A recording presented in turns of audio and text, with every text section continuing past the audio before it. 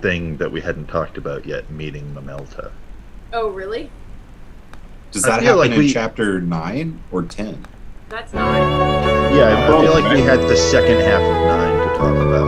We talked and then about Malta, I think, but only to talk about that's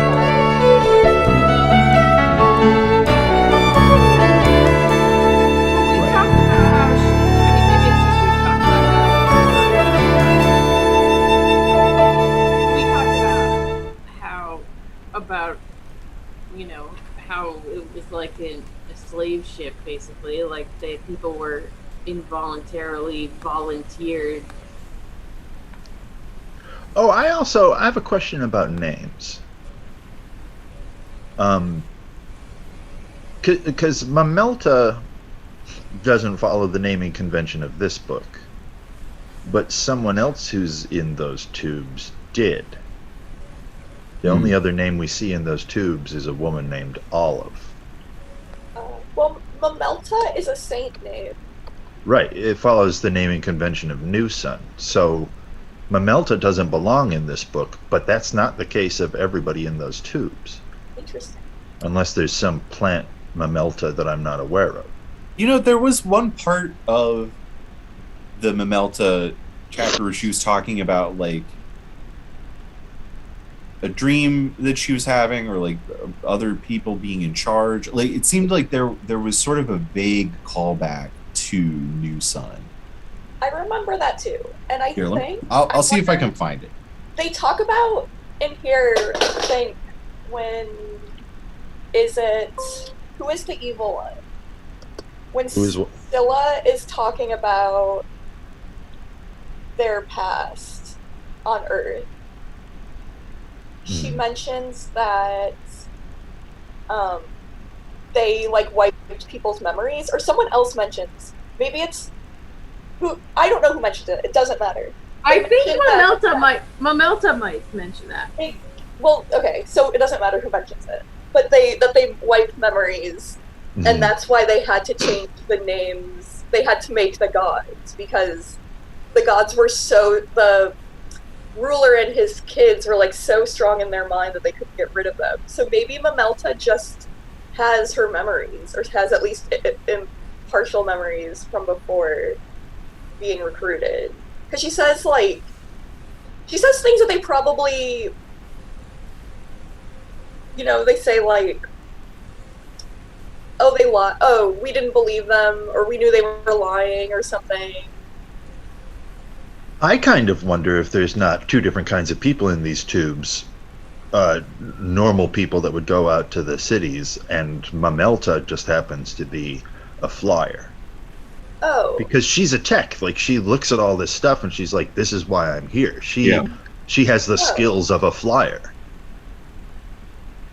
I gotcha. Like people who are asleep to wake up and live, and people who are asleep to wake up and work. I'm wondering. But the sleepers aren't meant to wake up on the world. The sleepers are meant to wake up on green or blue. Sure. But she could be backup in case. But the flyers the flyers like have their own kids and stuff. Like the flyers. I don't think she's a flyer.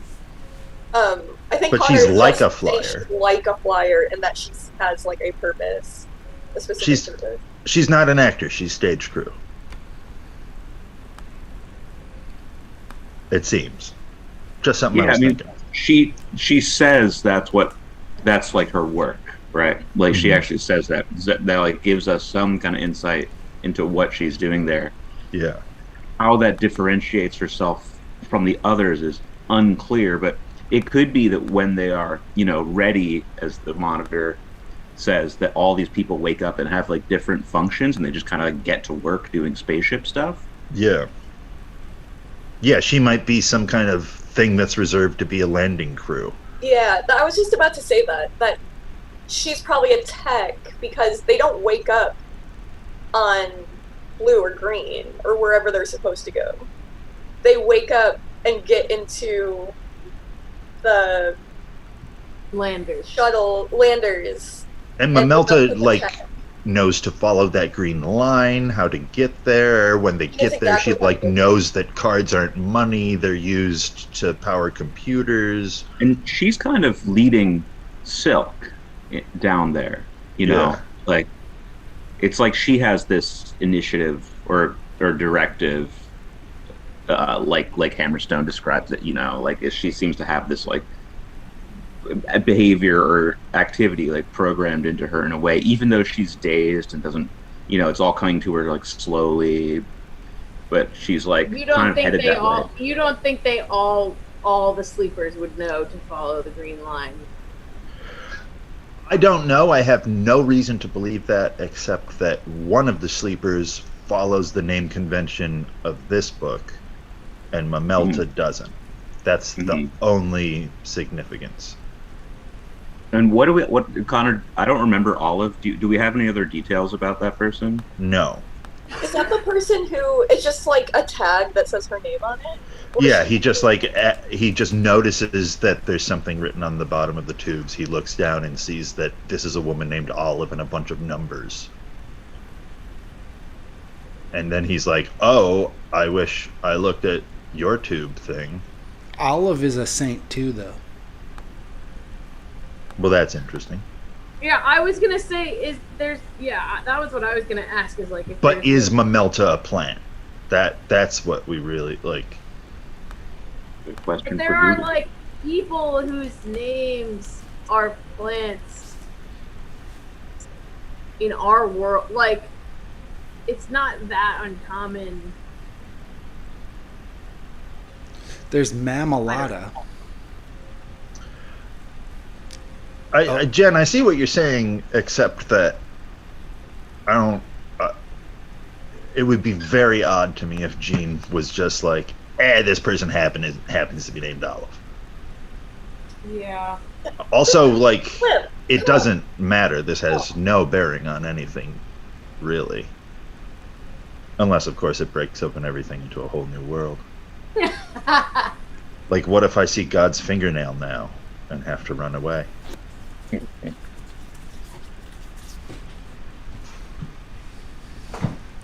I think Mark's trying to claim to be God. It's a mere representation. I also, that the bit when Silk's having his weird dream and Mukor is part of that dream, I'm wondering if that is Mukor trying to possess Silk.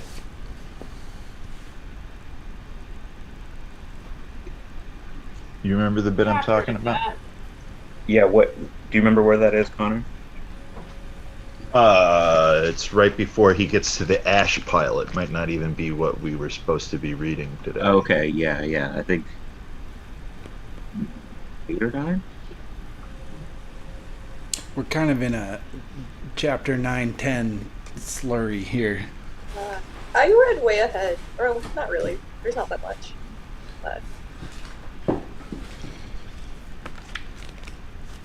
I think I found a bunch of notes I made that I didn't bring to the last thing on chapter 9 or 10. Okay, That's cool. They're related. It's on page 427 of the first half omnibus.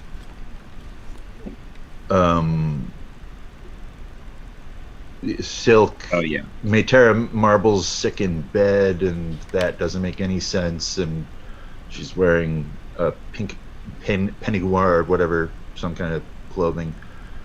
He's going with some short, plump student that he doesn't know who she is. And they're hiring a litter. When the prelate came, he was Mukor, Blood's mad daughter. Oh, and that's the only thing in it. She just shows up, but she's somebody else. And I'm wondering if that's her trying to get into his head while he's asleep. Would she be influencing the dream as well? Or I don't know. I think he's dreaming and she tries to burst in. Because then she... okay. See, I thought there was something about, like, how... she said that he was frustrating him or something.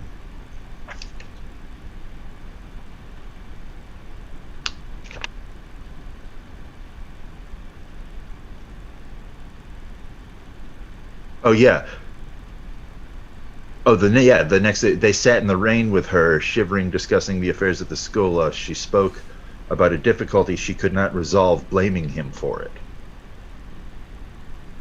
If that's Mukor who is speaking about the difficulty she could not resolve, blaming him for it, that I was thinking that she's trying to take over his body, and there's something about him that makes it so that she can't. Yeah. Just a fancy. It's not Yeah. important. Maybe she can't possess augurs, or maybe she's repelled by the cross or something, you know? Well, Silk is also a genetically enhanced Yeah. fetus. Mm-hmm. Which, isn't it sad when we see all those little fetuses? It's gross. And he steps on them? For some reason, that really upset me this time. Remember when that happens in the fourth Alien movie, and how cool that is? Yeah. Fourth Alien movie's crazy. It is. It's kind of cool. Do you know the craziest thing about the fourth Alien movie? That Joss Whedon wrote it. No, that is Did he very direct it? crazy. Did you direct it too? No, it's Jean-Pierre Jeunet directed it, right? Oh. The Children of Lost Children guy. Oh, okay. No, the craziest thing is for that basketball shot. Oh, yeah. They were all like, we're gonna do all these stunt tricks to get you to do this, and Sigourney Weaver was just like, why don't I just try it?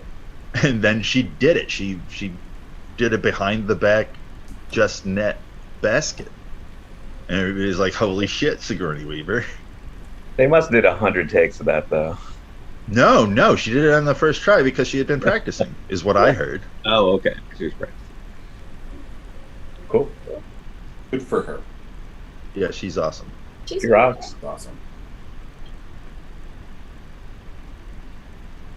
Does anybody else want to say something about Mamelta? It is interesting, but I feel like the one thing I noticed was just that, you know, that she was, like, technologically inclined this time. I think that had slipped from my mind from my first reading. I thought that was kind of interesting.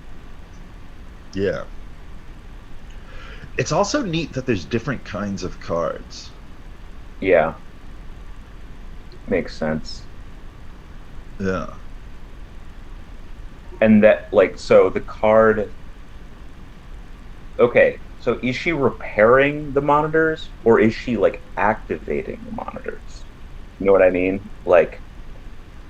Okay, so okay, never mind. So sorry. We're So just that's going in 10, like, yeah, that's I'm just- 10. I'm just confused because we're all going, like, back and forth in different parts, and I'm trying Oh, yeah, sorry. I It's, took like, the very lead, and I'm jumpy. not a structured person. it's fine. Yeah, well- it's fine. Well, so I was kind of thinking it on terms of subject, Yeah, yeah. not a linear order. Yeah, so I was just kind of following Connor's question there about Mamelta, and like, so it seems like the monitors are dysfunctional. That's what it seems like to me. Like they're kind of like glitching, and you know the control room's not working, and that she's like trying to repair it. But then my brain went also like thought it's possible that she's just activating them, and that cards are just used to activate them. That cards actually have like this value, this real value. You know, it's not just that that they're just computer chips. They're like actually actually activate. Well, the monitor's already on when they show up, Yeah. but it's just not glitching working. because people stole the cards. So when she Okay. puts the cards back, she fixes it. Yeah. Is what I think happened. So you're That right makes about sense. them having value. Right. Because they do actually have value, Yeah. but they were, so she's just replacing them. She's like, oh, this needs to go back here, and Right. but they never really get the monitor doesn't fully come back. I guess they don't have the right ones. No, she needs more. He gives her all 10 of them, and then she's like, "Do you have more?" He's like, no, good God. Yeah. And like misunderstands and is like, yeah, well, that's why I got to do this thing, right? Isn't he?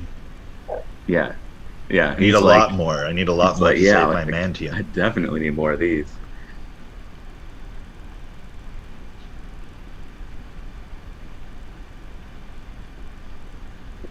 I guess we could go to the beginning of 9. To the beginning of 9. I think we're at the Or- end of 9 now. Oh, okay. So the end of 9. Because Just we like talked The end of about 9 is before, I Mamelta, thought. Okay.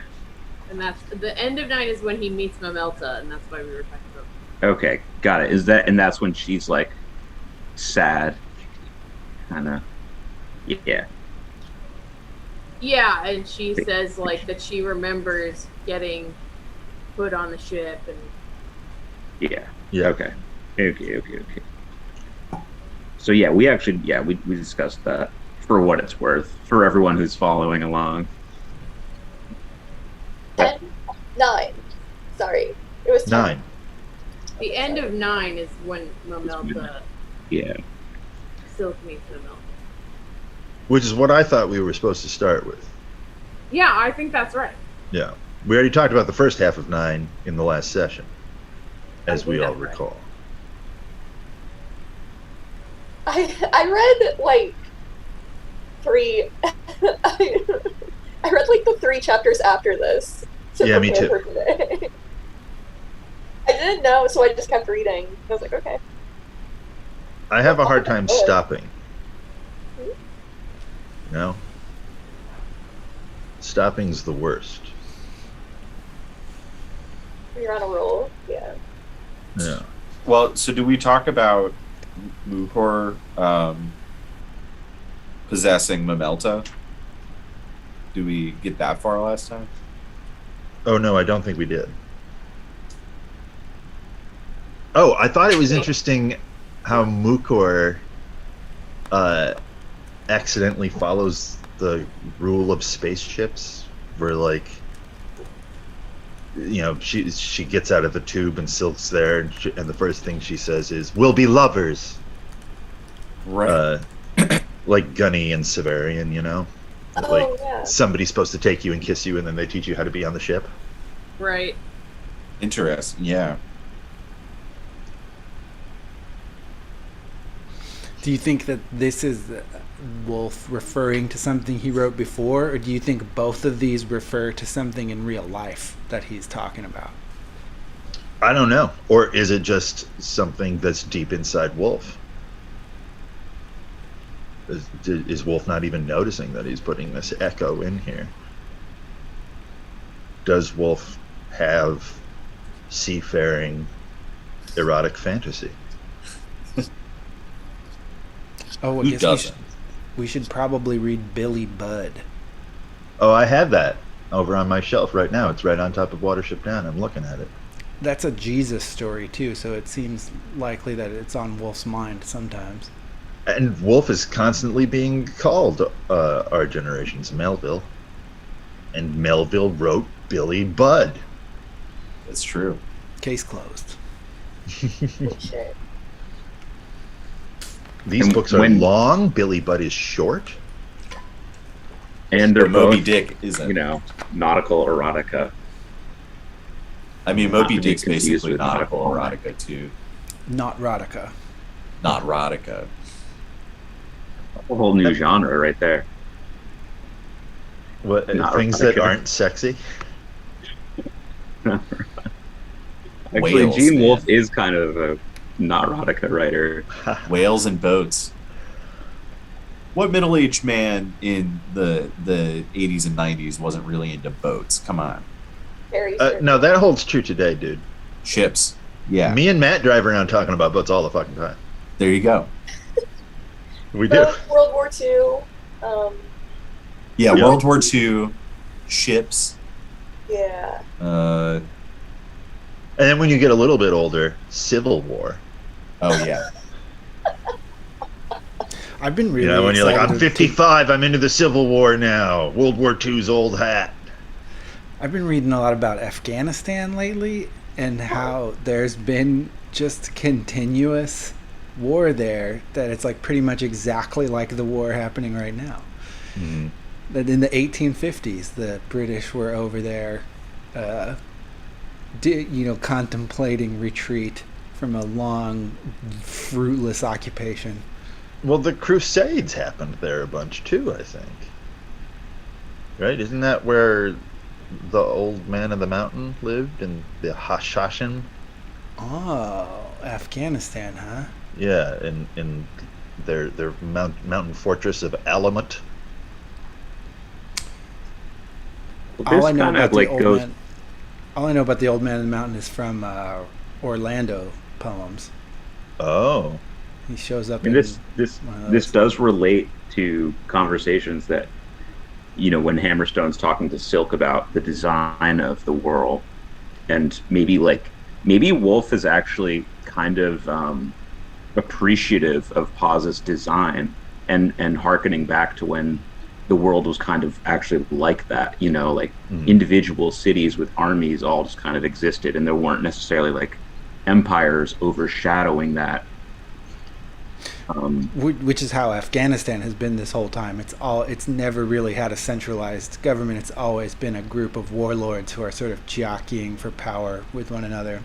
And this is a theme of a book called The Napoleon of Notting Hill, which is by Chesterton, who's one of Wolfe's heroes. Yeah. And that's a book that's all about like Chesterton trying to inject into how could you go from what we have now, or what we had in the around 1900 or whatever when he was writing it, to a situation in which every neighborhood is its own country. And the book kind of makes the argument that it would be bloody, but it would be great. It would make the world a better place, and it would only be bloody for a little while, and then it would kind of end in a big sort of stalemate of every neighborhood armed and unwilling to be taken over by any other. Cold War. Yeah. I thought it was really interesting. I think that Wolfe definitely has designed Paz's plan as a utopia, and then it's been fucked up. That, like, Because that's what happens. Yeah. And You know? I thought it was really interesting. I guess this is maybe a chapter 9 thing. Yeah, when Hammerstone is talking, that there's 100 cities, and he goes into real depth about like them each having defensive infantry, and it definitely sounds like, based on just playing video games like Romance of the Three Kingdoms or Crusader Kings, like when you have video games that are all like about taking over the world, you have the blob, which is when like one country just gets so big that they're just a huge gross blob on the map, and at that point you can't really beat them. And it sounds like Wolfe was describing like a situation where there can be no blob. Like if you were starting from scratch, he had like the number of soldiers planned out specifically with the idea of avoiding any kind of blobbing situation with one power. Right, but that immediately falls apart. Yes. And I thought it was really interesting too. They tell us it's explicitly about, like, the best guess anyone seems to have is 300 years. And I was wondering if that was a reference to America. Huh. That, like, Wolfe was kind of saying, like, here we are in America, we hit our 300 years. Yeah. Maybe. I don't know what I did with my companion volume for this. They have a bunch of, like, math of how long it's been and why, but I don't know what I did with that book. In my notes of chapter 9, I have mine it says upstairs there's a if you want me to 300 look at it. years. That, like, I guess, I forget. Well, who they it is. definitely say that in here, that it's been about 300 years. Yeah. They mentioned 300 years several times. I think. Yeah. That Yeah. seems to They're me, referencing someone's age. that has to be, like, a comment about America, about the country Wolfe is living in when he's writing it. Is that his Maybe. vibe, though? Is that... Wolfe would think of us as being here for 200 years, though. Right. Really? I mean, people get here in the 1600s and start But settling. the country, well, okay. You very well could be correct. But Wolfe was hanging out in 1976 when the country had its 200th birthday, and I just feel like he would identify the country as 200 years old, but I feel like if we're going to talk about like specific beginnings of the country, I doubt he would start it at George Washington. I think he would start it, I doubt he would start it at 1776. I mean, that could very well be. I don't know. Because there's all that weird shit where we're that other country for a little while. When we're actually like a republic, or what is it? You know what I'm talking about? There's this period of time. Like the Continental Congress and stuff? Yeah. There's like 13 presidents before America gets started. Yeah, exactly. Well, there was the Articles of Confederation for a while. So that was before the Constitution got put together. But that was still after 1776. There Right, was 76 was the Declaration of Independence, right? Right. But there was like a colonial government before that. Right. Yeah. Yeah. And also think about the whirl. The whirl is a colonial enterprise. Mhm. You know, it's starting with them being put on the ship and leaving. So I feel like that would match more. Someone's to a at my door. 300 I'll be right back. date. Sorry. Where 1776 is everyone's there, situated, organized. And I feel like the whirl represents a little before that situation. Yeah, I mean, Wolfe as a science fiction writer too, it might not be saying that like, the United States is 300 years old and also the world is 300 years old, but also he could be saying I would place the time when the United States starts to fall apart, around 100 years from now. Yeah, a crisis area. Yeah, Is like crisis approaching. period right after our own. Yeah, And that's not Which is crazy. degenerate. Sorry, Mark. And that's not crazy.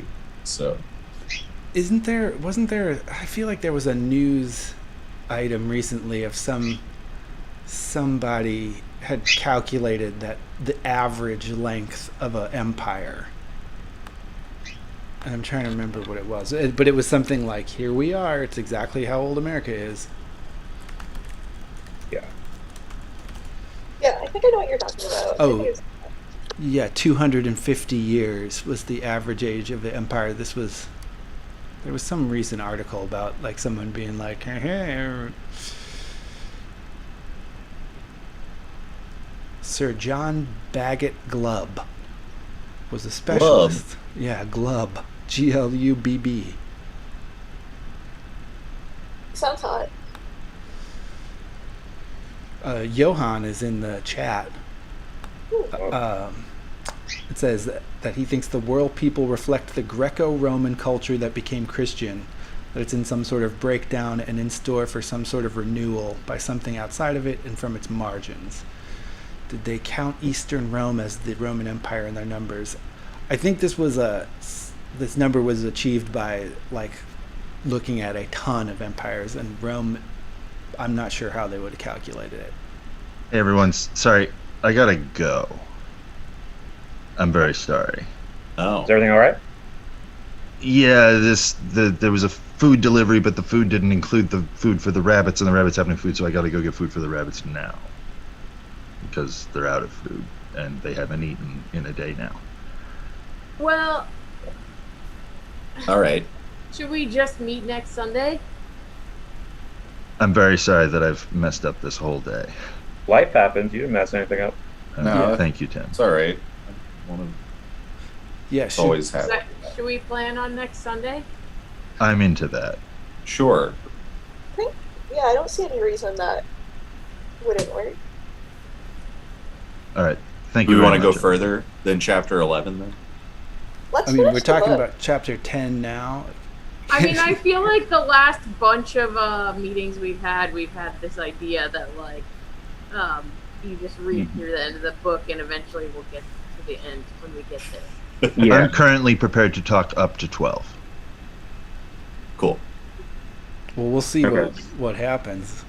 Yeah. We'll see what happens. Read ahead. Yeah. Oh, Read ahead. I and wanted to talk. ask if Connor's the only one here who's read White Goddess. Have you guys read White Goddess? I started it, but I did not finish. It's so I've it's read some of insane. it. destroying my brain. I mean, I just liked that. That was fun. it is like a mental breakdown. happening. Yeah. It's so crazy. And I realized what part of it is that I think he's actually really bad at writing. Like, his sentences are always like way too long with way too many clauses in them, and you have to I'll find myself having to go back and read a sentence like 4 times before I can understand what the sentence means. And I realized that there's like a part of reading that book that's hard because the content is like really dense, and it's like he's making thousands of references in every sentence, and you're like, there's no way I could possibly know what the fuck you're talking about.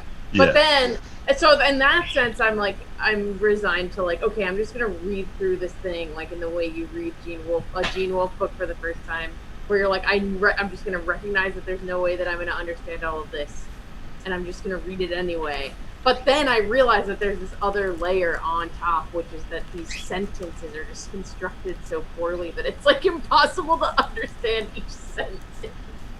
Yeah, it's almost it's Kerouac too, kind of. It's just like stream of consciousness. It's insane. The way it's written is insane. But it took me a while to figure out that I think I'm only like 80 pages into it. It's just taking like forever to read this book. But it's like I have to read like 2 pages and then stop for the day. Like, I can't read this. I mean, sometimes I get on a roll and I'll read like, I don't know, 10 pages. But usually I can only get through like 2 pages.